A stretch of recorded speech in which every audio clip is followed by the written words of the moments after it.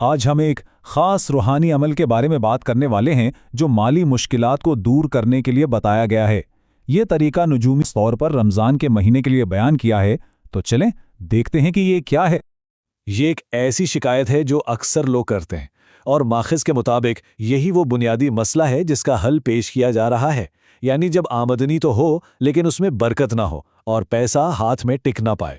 ٹھیک ہے، تو سب سے پہلے یہ دیکھتے ہیں کہ ماخذ میں کن خاص مالی مسائل کی نشاندہی کی گئی ہے جن سے لوگ گزرتے ہیں۔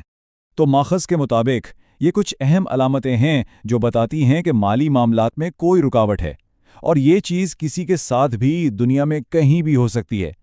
بات صرف پیسہ آنے کی نہیں، بلکہ اس میں برکت اور ٹھہراؤ کی ہے۔ اچھا، جب مسئلہ سمجھ آ گیا ہے تو اب اس حل کی طرف چلتے ہیں جو ماخذ میں بتایا گیا ہے، اور یہ حل خاص طور پر رمضان المبارک کے بابرکت مہینے کے لیے ہے۔ اب تفصیل میں جانے سے پہلے یہ سمجھنا ضروری ہے کہ وظیفہ آخر ہوتا کیا ہے۔ دیکھیں، یہ بنیادی طور پر ایک روحانی دعا یا عمل ہے جو کسی خاص مقصد کو حاصل کرنے کے لیے کیا جاتا ہے۔ تو یہ عمل سے بتایا گیا ہے، اور اس کی مدت کل 10 دن ہے، اور اس عمل کی بنیاد ظاہر کلام الہی پر ہی ہے۔ چلیں اب اس عمل کی تفصیلات دیکھتے ہیں کہ اسے قدم بقدم ٹھیک کرنا کیسے ہے۔ اس عمل کے لیے روزانہ ان 2 پھلوں میں سے کوئی ایک پھل لینا ہے، یا تو مالٹا یا پھر آڑو۔ ماخذ کہتا ہے کہ جو بھی آسانی سے مل جائے وہ استعمال کیا جا سکتا ہے۔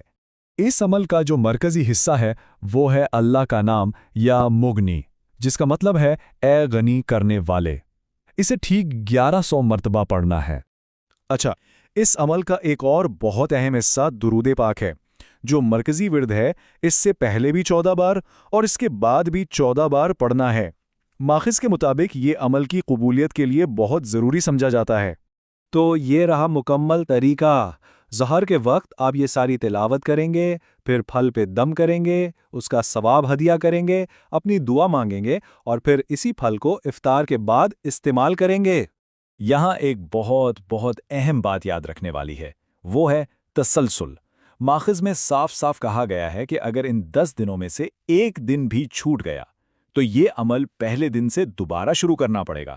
ٹھیک ہے، تو اب دیکھتے ہیں کہ ماخذ کے مطابق اگر یہ 10 دن کا عمل ٹھیک طریقے سے پورا کر لیا جائے تو اس کے نتائج کیا ہو سکتے ہیں۔ تو سوال یہی ہے کہ اس محنت اور عقیدت کے بعد زندگی میں کیا مثبت تبدیلیاں آ سکتی ہیں؟ چلیں دیکھتے ہیں۔ اس عمل کے بعد یہ محسوس ہو سکتا ہے کہ جو کام رکے ہوئے تھے وہ چلنے لگیں گے، فضول خرچی پر قابو پایا جا سکے گا، اور مالی معاملات میں جو رکاوٹیں آ رہی تھیں وہ آہستہ آہستہ ختم ہونا شروع ہو جائیں گی۔ یہ 10 دن کا عمل تو ہو گیا، لیکن ماخذ میں لمبے عرصے کی روحانی حفاظت کے لیے ایک اور مشورہ بھی دیا گیا ہے۔ آئیے دیکھتے ہیں کہ وہ کیا ہے۔ تو یہ 10 روزہ عمل تو فوری مسائل کے حل کے لیے ہے، لیکن مستقبل میں بھی مسلسل حفاظت کے لیے ایک خاص نقش یعنی تعویذ کا بھی ذکر ملتا ہے۔ یہ ہے آیت الکرسی کا نقش، جسے لوہے نور نامی ایک خاص دھات پر تیار کیا جاتا ہے۔ ماخذ کے مطابق اگر اسے اسی 10 روزہ عمل کے دوران تیار کروا کر پاس رکھا جائے تو یہ مستقبل میں بھی مالی حفاظت میں مددگار ثابت ہوتا ہے۔ اور ہم اس تجزیے کو ایسی سوال پر ختم کرتے ہیں کہ کسی بھی شخص کے مالی سفر اور اس کی مشکلات میں اس کا اپنا عقیدہ اور روحانیت کیا کردار ادا کر سکتی ہے۔ یہ ایک ایسا سوال ہے جو ہمیں سوچنے پر مجبور کرتا ہے کہ مادی کوششوں کے ساتھ ساتھ روحانی سکون کی کیا اہمیت ہے۔